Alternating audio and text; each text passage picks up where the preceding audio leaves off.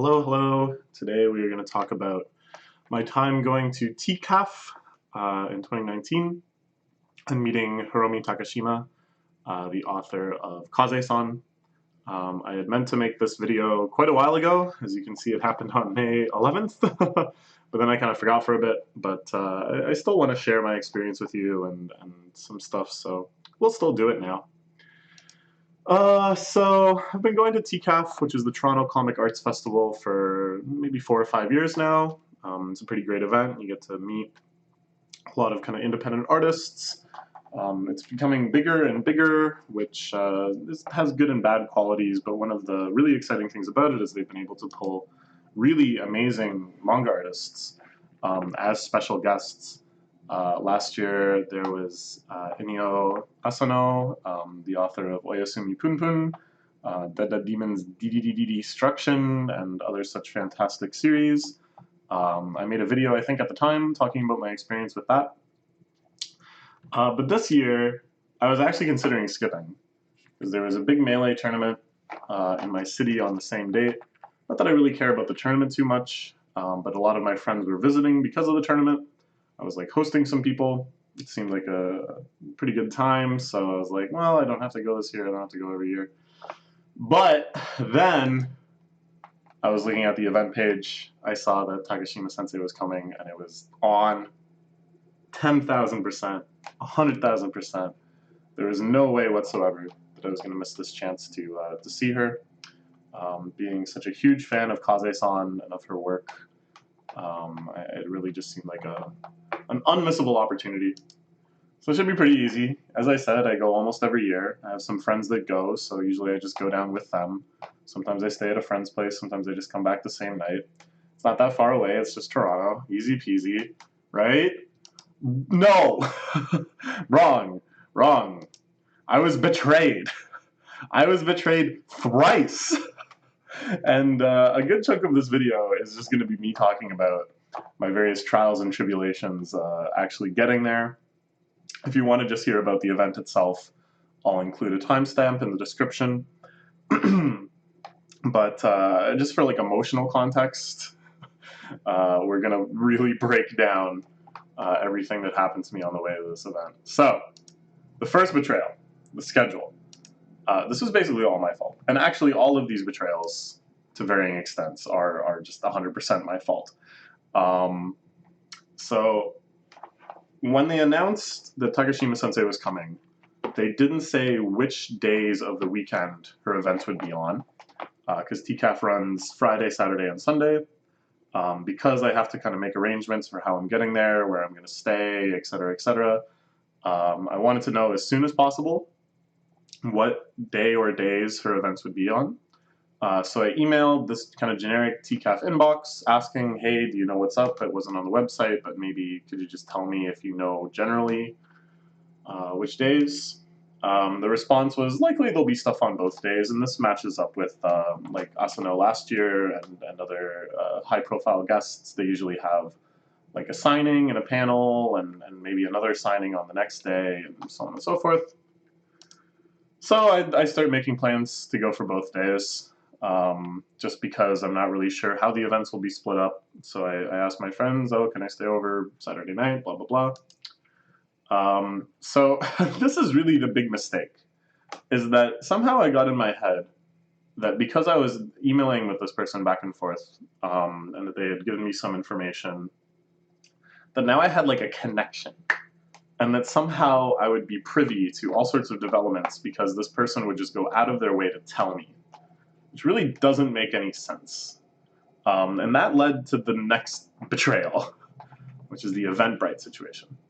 So up until this point, all of the TCAF events I've attended have been first come, first serve. You just kind of show up, you try to get a seat, you line up, whatever, and they take as many people as they can, and everybody else is turned away. So for the Asano events last year, this caused kind of some issues. There was some occupancy limit problems where people were just cramming themselves into the various panels and lectures. They had to turn people away, including me, from the signings. And I think it just sort of led to pretty uncomfortable situations among the volunteers and stuff, having to turn people away. So I shouldn't be surprised that they tried some other methodology here.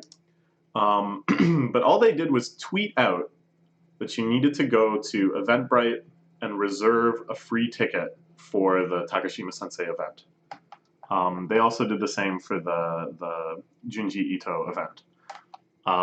So, I mean, I guess I should have been following the Twitter account. If you're kind of invested in an event like this, it's pretty good practice. But I didn't, so I just didn't see it.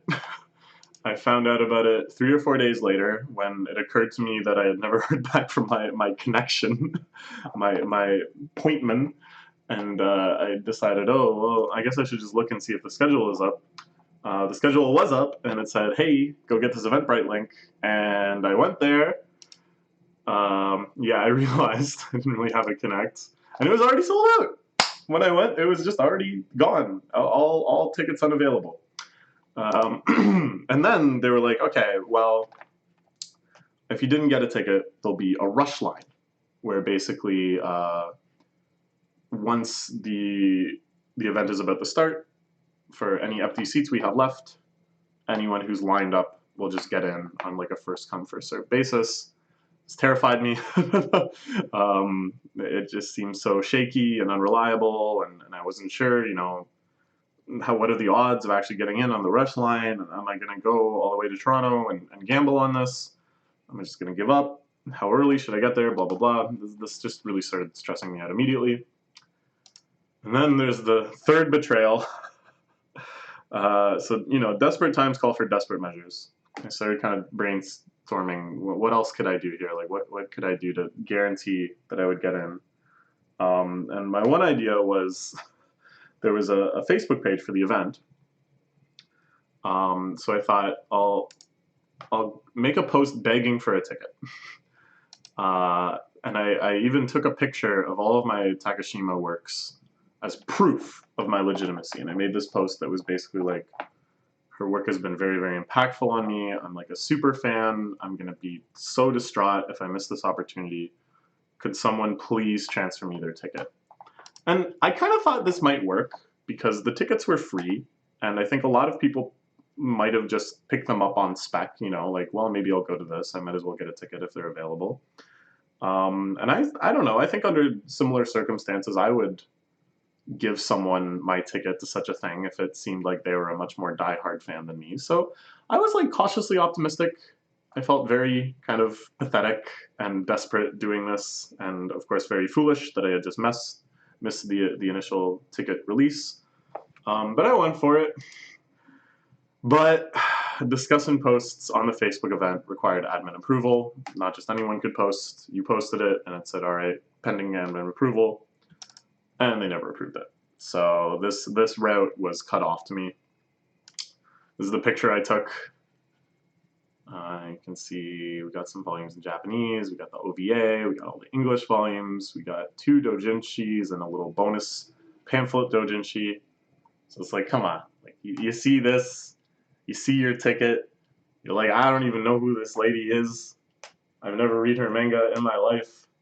You give me the ticket. Maybe it might have worked, but of course we never found out. All right, so this was my game plan, given all of this. First, I emailed the connection to ask about the rush lines.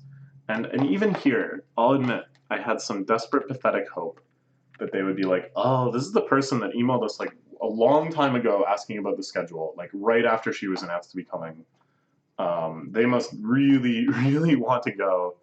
Oh no, they missed the sale. Oops, maybe we should have distributed that information beyond just our Twitter account. I don't know how they would have done that, honestly, but like, too bad. Hey, let's just make sure this guy gets a ticket. Like, let's make sure they get. Of course, nothing like this happened. This is again just insanity in my head. That in desperation, I kind of hoped something like this would happen. So the guy from my connection from the TCAF generic inbox was like, well, you probably should line up only about 45 minutes beforehand. His tone was like the Japan Foundation where this event was being hosted probably won't like people lining up much before that. I was like, I'm not trusting this. I'm not trusting this for a second. 45 minutes? No. Also at around this time, a second signing event was announced on Sunday, and this one was going to be entirely just first come, first serve. But I wasn't trusting that either, because who knows how many people they expected to admit. Who knows how many people I would have to contend with to get in there, how early I would have to go. It just seemed so unreliable.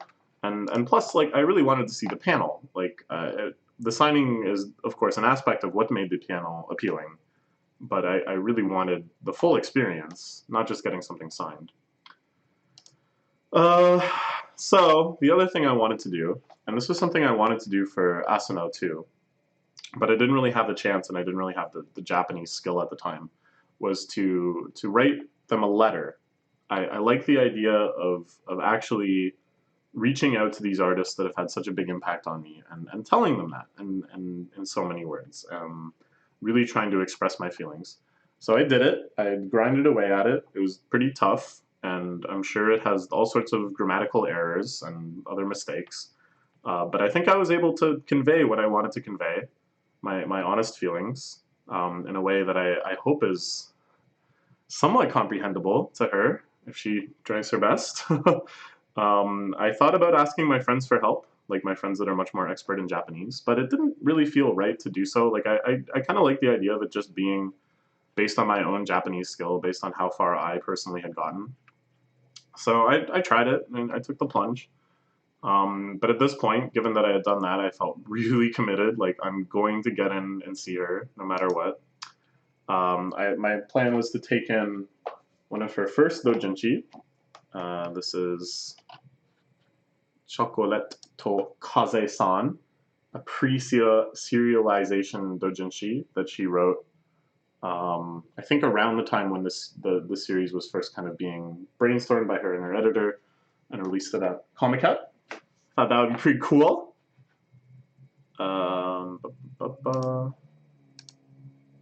Did I not already advance this? That's confusing. And then, of course, I'm going to go now, not staying over Saturday night, but staying over Friday night, going in the night before, showing up as early as possible on Saturday. So I set all this up. I made all these plans. So now it's the morning of, Saturday morning. I showed up 2 hours early. I went down 2 hours before her event was supposed to start, which I believe was at noon. So I got there around 10. I kind of like scoped it out.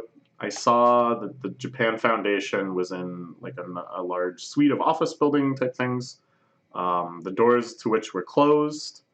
So I thought, okay, maybe people are gonna line up outside that building. And it seemed like the building didn't open until 11, based on what I saw on Google Maps. Like, the Japan Foundation didn't open until 11, so I thought probably the building doesn't open at 11. So okay, so I was just kind of touring around. I went and looked at some stuff in TCAF. They have this 100 Years of Yuri gallery that they had set up kind of in partnership with this Takashima event. I looked at some other stores and booths and such. Sure. We'll discuss the stuff I saw there later in this video. So I kept kind of going back by the Japan Foundation. The main area of TCAF is in the reference library, which is just right down the street from it. But I never saw anyone lining up. I never saw any signs of life at all. The building was just closed and locked. So I was like, all right, well, when it comes to 11, you know, I'm assuming it'll open up and I'll go find where I'm supposed to go. But I was betrayed again. I was betrayed yet again, a fourth time. When I said thrice, I betrayed you. There was 4 betrayals. There was another entrance to the building. I only found this out. It had been open the entire time. So I went there like after 11. The building was still locked. Luckily, thankfully, oh my god, where would I be without this guy? There was just some guy in there, and he came over and opened the door for me. And I was like, I don't know if you're supposed to be doing this, man, because it seems like it's closed and locked.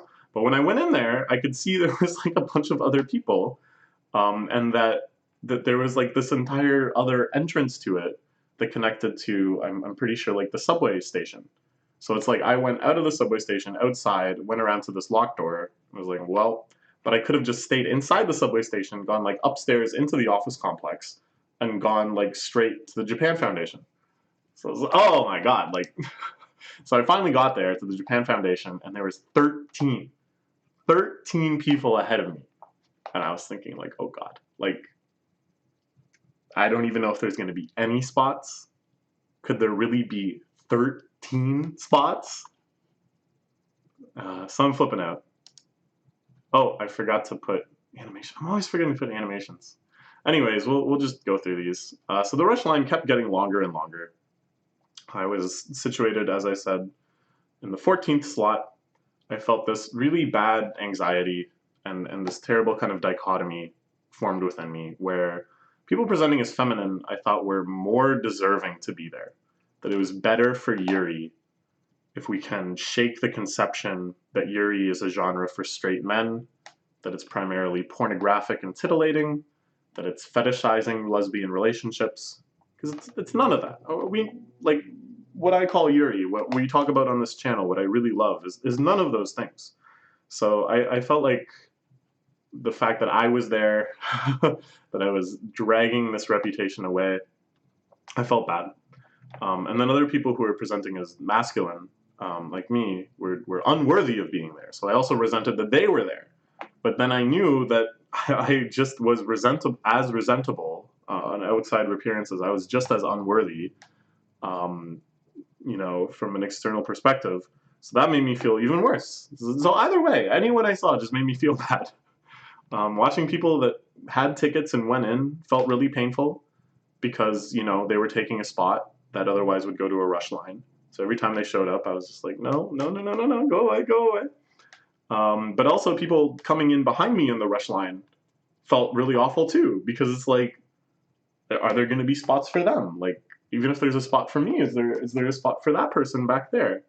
And I was trying to think, like, if it comes down to it, they only have, I don't know, like 15 spots or something, and there's 30 of us.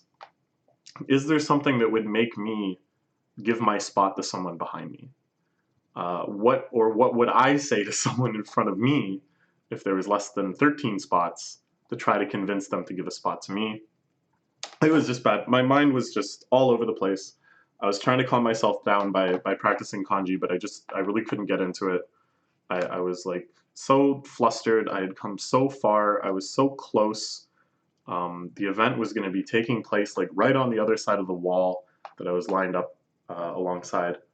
And it's just like, oh my god, like I better get in. I better get in. But, yay! Ah! Ah! Ah! Everyone gets in. Everyone got in. The volunteer came out. He counted us. And then he was like, all right, good news. There's a spot for everyone. Everyone in the rush line got in. It was like close. Like, I don't think there was really any empty seats afterwards. But miraculously, everyone got in. So not only did I get in, I didn't even feel bad about getting in.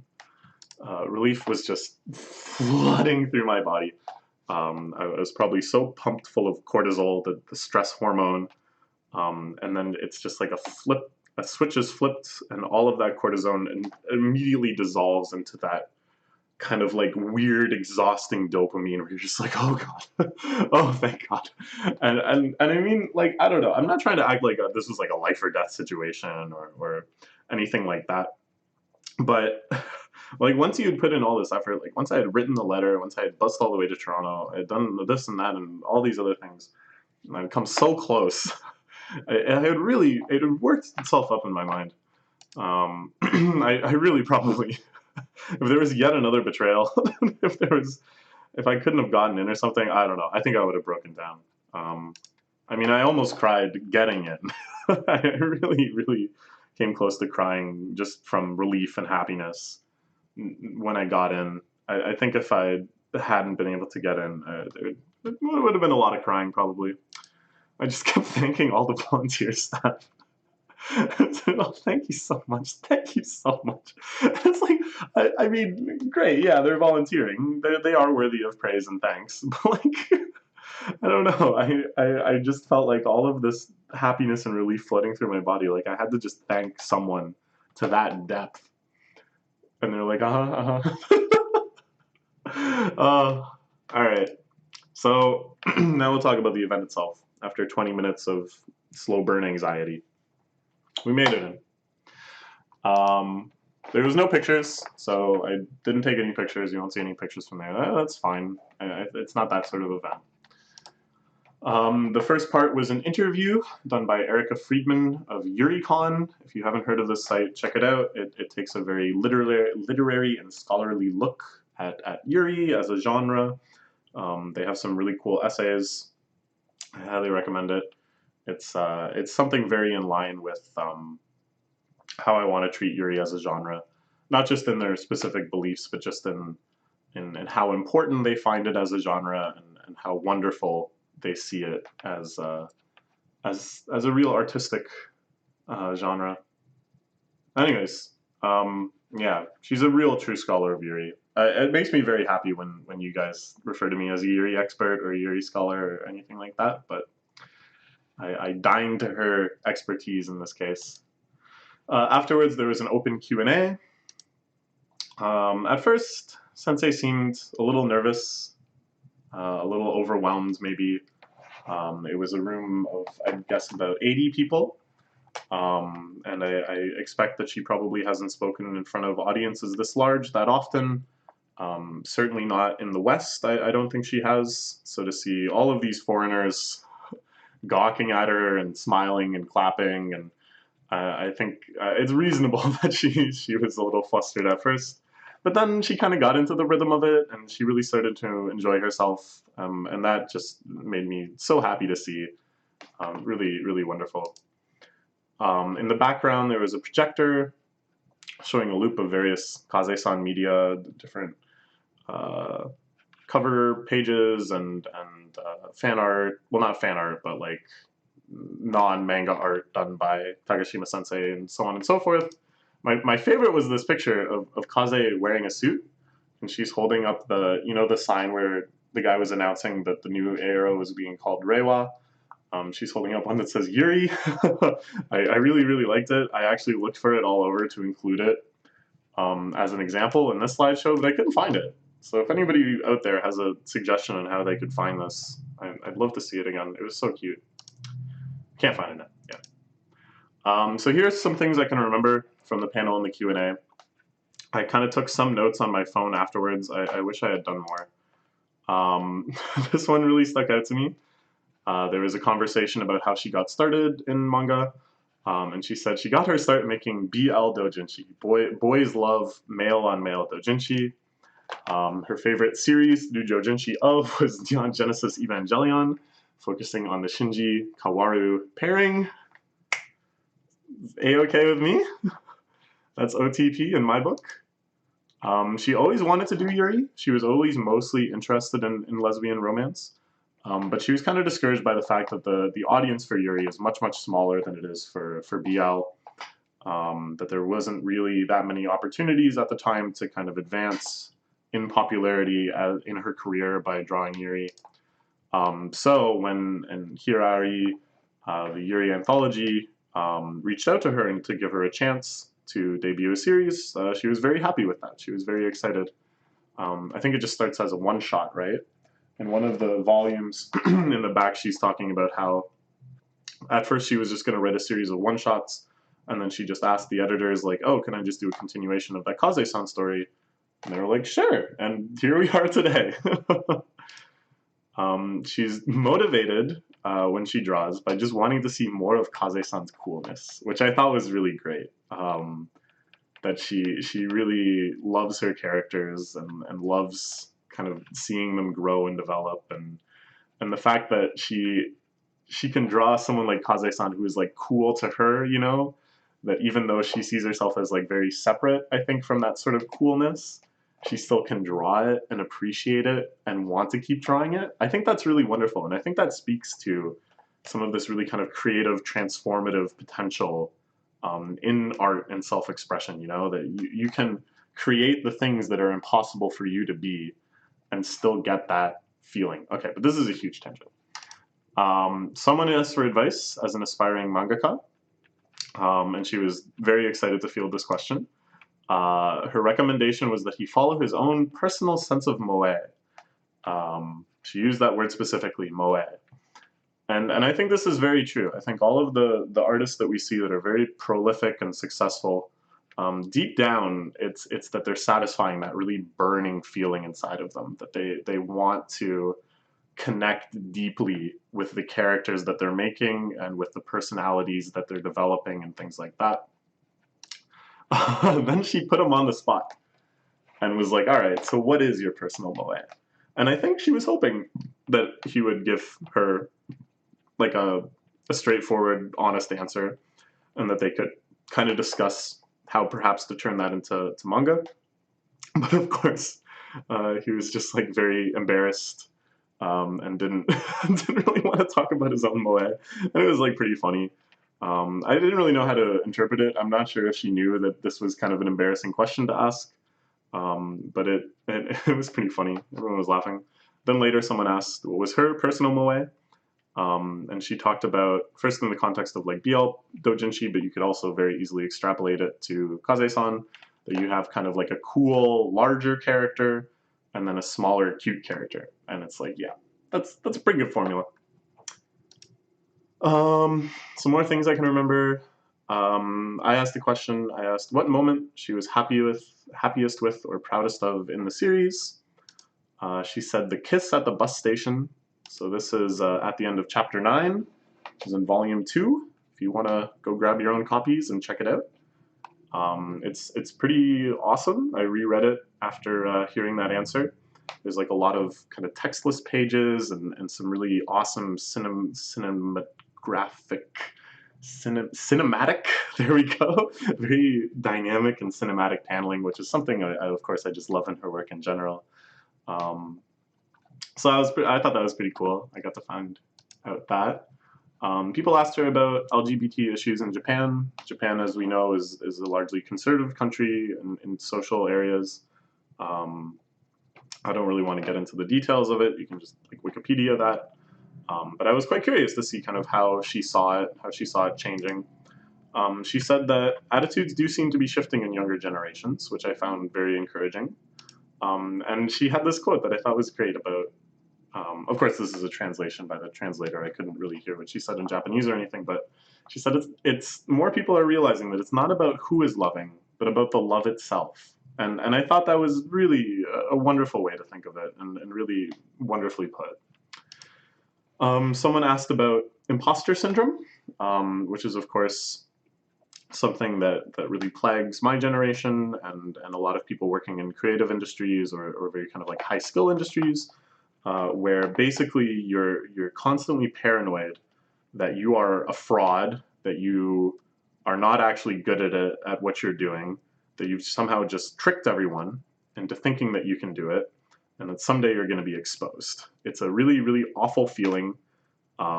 It's extremely widespread, and it's really tough to deal with because it's really hard to convince that part of your brain that like, no, I actually can do it. Everything is fine. So she said she hadn't really considered it too much, but I was impressed with this, that she didn't kind of give a quick dismissal, like, oh, I hadn't really heard of this, I'd never experienced this myself, but she took the time then and there to really kind of think about it and to empathize with this person and to empathize with other people experiencing it, because I think she understood that this was probably a very widespread thing. She asked if the asker was experiencing this, and again, I was very moved by what I thought was a very open and empathetic gesture. That again could also be kind of seen as putting someone on the spot. But it really seemed like she just really wanted to connect with this person and to understand where they were coming from with this question. Yeah, I just thought that was so kind. I felt a true kindness radiating from her, that I think, of course, I also extrapolate from her writing and such, this feeling of kindness. And her kind of conclusion is like, well, think about how far you've come, what you've been able to accomplish, And if that's the case, then you really must have something to offer. That you shouldn't let this get out of hand. It's not like you're a complete and total fraud. That's just impossible. You must be bringing something to the table if you've been able to come this far. And I think that's good advice. You know, it's stabilizing. It allows you to be like, all right, well, I must have something. Now I can kind of build from that experience. Now I can kind of slowly, bit by bit, regain my confidence in all of my abilities. You at least, I guess you could think, you at least have the ability to trick people. I don't know. It was an interesting little discussion. Not what I expected from the Q&A. So this is the first page of this whole Kiss at the Bus Station sequence. So again, really recommend checking it out. It's really beautiful. So then there was a little gap between the panel and the signing. A citizen class, second class rush line citizens, we had to wait until the end.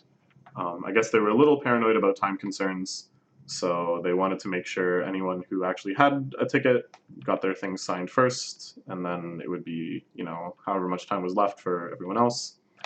That's fair, that's fair. But again, I became paranoid. But at this point, it was like I had already seen the panel. So even if for whatever reason I didn't get to go in and have something signed that day, I would just go to the signing on Sunday, like absolute first thing, and I felt pretty confident there, so I was feeling pretty all right. I had a nice chat with various people that were sitting near me. I just, talking to people in situations like this, I think is so wonderful. There truly are no strangers among otaku, which is something that Hideki Anno says something along these lines in a little documentary about him, and it always stuck with me, where he's talking with one of the school kids he's visiting about Kamen Rider, and people are kind of impressed at how easily he's able to chat with this almost stranger kid, given kind of how reclusive he is and how much anxiety he has around social situations. And he's like, well, among otaku, there's nothing like that. You just have your interests. You have the things you're passionate about, and then you share them with each other. And I think that's really, really beautiful. So yeah, we talked about manga that we liked. We talked about anime. We talked about times coming to TCAF before, other manga artists that we had seen, so on and so forth. It was a nice chat. I mean, you know, just complete strangers, never spoken a word to each other before, maybe have nothing in common outside of these interests, but these interests are more than enough to have a lively, meaningful, enlightening conversation. But my favorite part, I don't even know how we got on the subject, but me and two of the people I was talking with all agreed, Take-Q is a masterpiece. And that made me so happy, because like barely anyone knows this show exists. And most people who know that it exists hate it. So to find Take-Q fans, so like why? Why is there this overlap between Take-Q fans and Kaze-san fans? If you don't know about Take-Q, actually, I can't even describe it. You should just go watch it. The episodes are only 2 minutes long, so just go watch a couple episodes. You'll see what I'm talking about. So while we were kind of taking this break, they said you can clear out of the auditorium. You can go wait in the Japan Foundation of Toronto's library. We'll call you in. This is to the rush line people. We'll call you in when it's your turn. So this was a really impressive library. It had a great selection of manga, both in English and Japanese.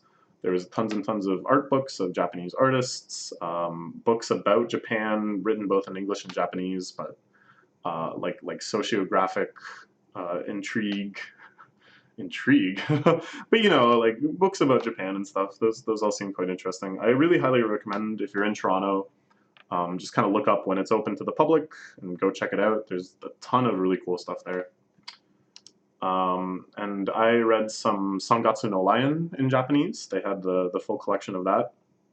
And I found that I could really understand quite a lot of it. Of course, I've already seen the anime, so I know generally what's going on. But I could understand parts of the Hina arc well enough that I started crying. It made me cry to read it in Japanese. And that felt really, really, really good. It felt like proof that I was getting better at reading, It was proof that I've come far enough now to have an emotional experience that is kind of a bit more immediate rather than trying to read stuff in Japanese that's like a puzzle, and the only real feeling I have is just like, what does this say? I should know this. But I had a real immediate emotional resonance as I read the words and comprehended what they meant, and that felt really wonderful. So yeah, an emotional day. It was already quite emotional just watching the Q&A and stuff. So this just kind of pushed me over the edge. So I just sat there and wept silently a little bit. And then they called us in. So then I lined up for the signing. Everyone was getting the same drawing and message. I could see people coming back, showing each other what they had gotten, and it was the same little drawing, the same thank you message with your name personalized. So I think that makes sense, because otherwise it's like a lot of creative energy on her part, and it can lead to feelings of unfairness or things like that. So I wasn't like disappointed to see that or anything. And also the drawing looked super cute, so I couldn't wait to get my own. She was really shocked when I showed up with the old dojinshi. She asked me where I got it, so I told her about getting it at Comiket. So in Comiket 85, yeah, Comiket 85, I went. That was summer 2014, and she had a booth. This was kind of before Kazai-san blew up. It was long before the localization or the OVA or anything like that. So she just had like a regular booth, not like a wall booth or anything like that. And she was there selling dojinshi at the booth. So at the time, my Japanese was very, very limited, and all I could say was like, daifan desu. Like, I'm a big fan, I'm a big fan. I wondered if she would remember me, but like at Comiket, like even if I could speak more Japanese at the time, there really isn't an opportunity. Things are just so hectic. There's tens of thousands of people pressing on you in all sides. So all you can say is just like a few words while you're exchanging money. And you see so many people. There was no way she was going to remember me. But yeah, I told her, yeah, I bought it from you back in this Comiket. She was pretty excited about that. We talked a bit more. I can't even really remember what. I think just about her old dojinshi and Comiket and things like that. I think I tried to tell her that I went to her booth at last Comiket, C95. No, the one I went to was C84, sorry. And then this year I went to C95, I think. And that I had bought her new dojinshi at her booth then. I think I tried to say things along that effect, but I was very, very flustered. I was very nervous. Speaking Japanese I find very, very hard under the best circumstances, and in situations like this where I'm really trying to make some sort of impression or really convey myself, it's rough.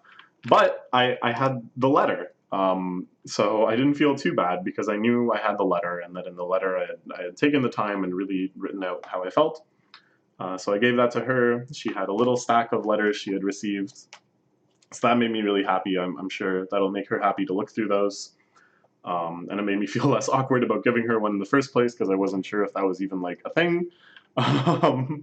So she was very happy to receive my letter, and that made me even happier.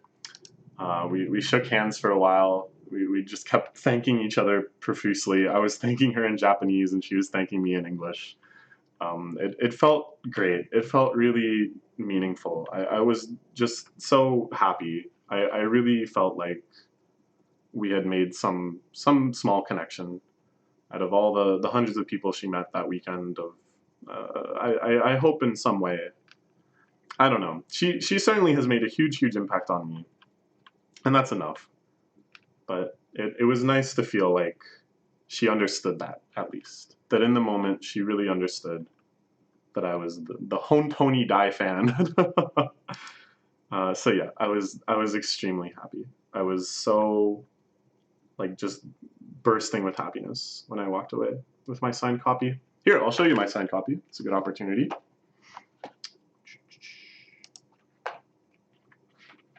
It says to Steven Sama, thank you. And then Takashima Hiromi. 2019, March 15th. This adorable drawing of Kaze-san with 3 different colors that she scribbled in over top. The rate at which she was able to draw this, her efficiency was mind-boggling. But it really felt like love was being put into all of them. Like you can tell she really enjoys drawing Yamada, a happy smiling Yamada, and she even has the little sprout. Oh, that was another question that they asked her during the Q&A. I forgot to make a note about this, but I just thought of it now, where someone was asking about that they loved Yamada's faces. They loved when the little sprout came out of Yamada, and they were wondering if Sensei made those faces too while she drew. And she was like, "Oh yeah, that's that's how it is as an artist. You end up always mirroring your faces." So I think she said like, "And maybe I've grown a little sprout too." That was so cute. That was so nice. So afterwards, I went to the bathroom. I just felt like I needed to decompress, just kind of sit by myself for a bit. I also really needed to go to the bathroom because I hadn't gone since I left my friend's house that morning, like at this point, like about 6 hours ago. I checked out the library a bit more, looked at more books they had, read a bit more of Sangatsu, but I also saw Takashima Sensei. She was being taken around the library by some of the Japan Foundation people. I kind of considered like, should I try to talk to her again? Should I try to say something? But like, what could I do? Like, what I really didn't know. So I didn't do anything. I just left again. I went back to look at more of TCAF since I hadn't really seen too much of it yet. So I looked more at the 100 Years of Yuri display. I think the reason that the text is shoved over here is because a picture of that will load in a bit. And looked at some other booths and stuff, but I was a little disappointed. There wasn't really too much Takashima stuff. When Asano was there last year, there was like several posters that they had him design and a lot of like merchandise and stuff. But there wasn't too much. I guess because Ito was like more of the headlining manga artist. There's a lot of Junji Ito stuff, but you know that's fine. That's fine. But I was really just too emotionally overwhelmed and too exhausted to do too much at TCAF. It was really crowded by that point too. Like normally when I go with my friends, we try to get there pretty early. The crowd really just grows and grows and grows to the afternoon. So it's best to kind of get there as early as possible. That's my tip for you would-be TCAF attendees. So after about, I don't know, like maybe 15 minutes or so, I was just like, yeah. And I went back to my friend's place where my other friends that I was supposed to go with had gone as well. So I hung out there. We had a really nice night. Yeah. So this was the 100 Years of Yuri display. As you can see, there's various tankobons and Yuri magazines, specific manuscript pages and stuff, and they all have little placards. Sorry, talking about like kind of the significance of it, how it fits into the timeline of the development of the genre. It's very cool, very well researched. I believe it will be up in the Toronto Reference Library for like a while yet. Like it wasn't just for TCAF. So if you live in Toronto and you have the chance to swing by the Reference Library, I highly recommend checking it out. I forgot to put animations here again, but we'll revisit quickly the betrayals. So I think the ticket system does make sense, considering that it's very uncomfortable and unfortunate if you have to just turn people away in person. But there's still a lot of flaws. Like lots of people seem to have just bought tickets on spec. That they're like, well, maybe I'll go to this. It kind of depends on what else I'm doing at TCAF, so I might as well get a ticket. I think that's like the game theory attitude to have towards something like this. There's really no harm in getting yourself a ticket. But there is a harm for other people, because I really hate the idea that there would have been people that thought about this rush line situation and were like, nah, it's unlikely. I don't want to put myself through that to get there and not be able to go. So I'm just going to forget it. I'm just going to stay home. That I think is very likely to have happened. And I think that's like really sad and disappointing for those people. So maybe some sort of deposit, because it's good that they're free events. Like I'm all for that. I think that's really cool. But it's like, I don't know. That of course has a lot of issues too. It's just a logistics nightmare. How do you refund people their deposit? They've proven that they've showed up. I don't know. I think communicating things further ahead of time would have been nice too. That they didn't just say, "Oh yeah, here's where you get the event tickets. All right, hope you saw this tweet." But like, in 3 days, we're going to open tickets or whatever. But I don't know. I probably would have missed it anyways, so it doesn't really matter. And I guess now, I'll know for future years to follow the Twitter like a hawk and wait for these Eventbrite things to show up if that is what they continue doing. So I don't know. I was maybe being a little bit melodramatic when I said I was betrayed thrice. It wasn't the worst situation or anything. Given the logistical challenges, I think they did quite good. And really, like ultimately, there's no way that I could have experienced this event in really any other context. Like anime cons don't typically do things like this. Anime cons are much more about bringing in like voice actors, musicians, a bit more kind of like a performative talent. Whereas the appeal of TCAF is that it's more about the literary side of comics, for lack of a better word. It's more about graphic novels and sequential fiction. Sequential fiction? All fiction is sequential. What's it called? Sequential art. And more kind of like an academic look at the medium, which is great. Like I think it's awesome that we have such a lively and growing festival around that aspect of comics. And yeah, I really just don't see what other conventions would have attracted this sort of guest. And any sort of equivalent event in Japan, and I'm sure there are events like this in Japan where they talk to mangaka and stuff, would be totally inaccessible to me, because I don't live in Japan, and my Japanese is so shaky that I don't think I would ever be able to really have the same experience listening to it in Japanese. Even if my Japanese improves significantly, it's just, I don't know, it's just not the same. And if not just for me, like I of course aspire to have my level of Japanese up to the standards where I could have followed that Q&A without a translation. For other people too, like for other Western fans that don't have the opportunity to sink a bunch of hours into Japanese like I've had, they still deserve to have this sort of connection with the creators that they love. And the creators deserve the opportunity to reach out and connect with fans that don't speak Japanese too. So I really think this sort of event is very essential and really wonderful. And I really do feel like there's no other way it could happen outside of organizations like TCAF and the Japan Foundation. So for all of my gripes, please don't think that I'm not really, really grateful and really appreciative of what they've done here. And I'm so excited now for future guests. We had Asano last year. We had Junji Ito, who I'm not personally a huge fan of, but I can understand that it's a huge draw and an amazing landmark guest to have. And then Takashima Sensei, who's just one of my favorite mangaka, doing one of my favorite Yuri series of all time. So it seems like the sky is limit. Nakatani Neo next year, the author of Bloom Into You. I don't know. Could be anyone. It really feels like it could be anyone at this point. Also, in past years, Hideki Anno's wife came to promote her book. She wrote a series of comics about living with Anno and all of his strange otaku behavior and all of this stuff. It's a great read. It's really funny. And I couldn't go that year. I had like a family thing instead that I couldn't over prioritize. But not only did she show up, but Anno himself showed up. So my friends got to see Anno. They got to be in the same room with him. They got to see him when his wife signed their copies of her manga. I was like, so I'm not going to miss anything like that again. If it comes down to it next time, cutting the family out. I don't know what I would have done if I knew that Anno himself was coming.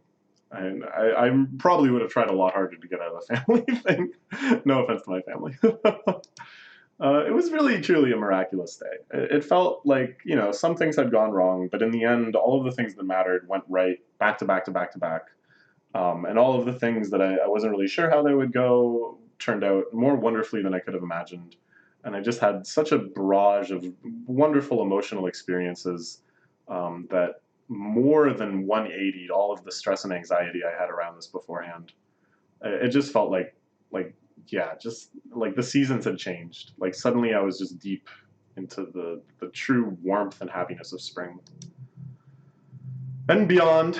Um, so I talked about this in the video last year with the Asano event, where again I had some difficulty actually attending all of the events that I wanted to, and it was this overwhelming desire to become someone. That I saw people who had greater access to the event than me. Like for Asano, there was a woman who was serving as his kind of like guide and interpreter, and I saw her in the gift shop afterwards, and me and her and the person working at the gift shop like kind of briefly chatted about her like taking care of Asano and stuff. She was actually there to go get a band-aid for him. Um, and that was like cool. It was cool to chat with her.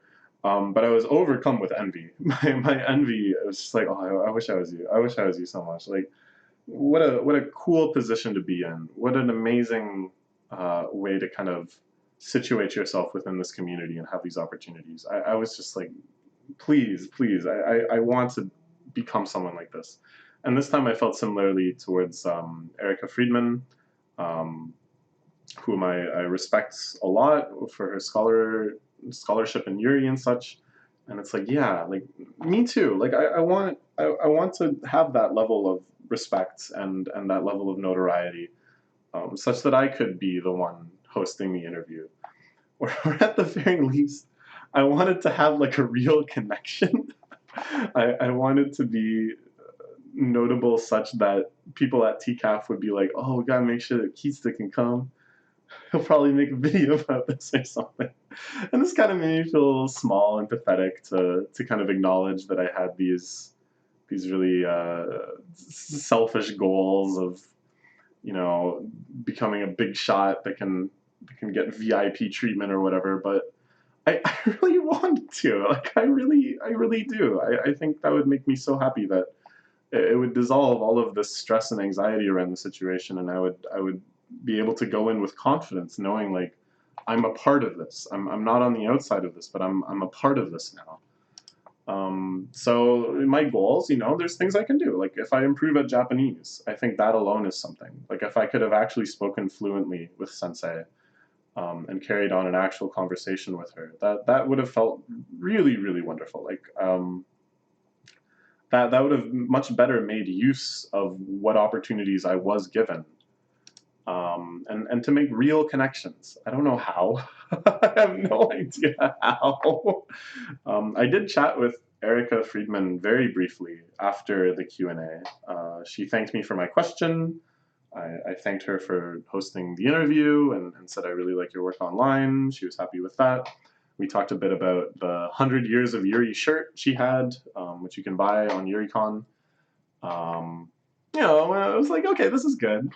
But it's like, it would be great if I could actually be like friends with her. If I could actually, you know, if she knew who I was and considered me a peer or whatever.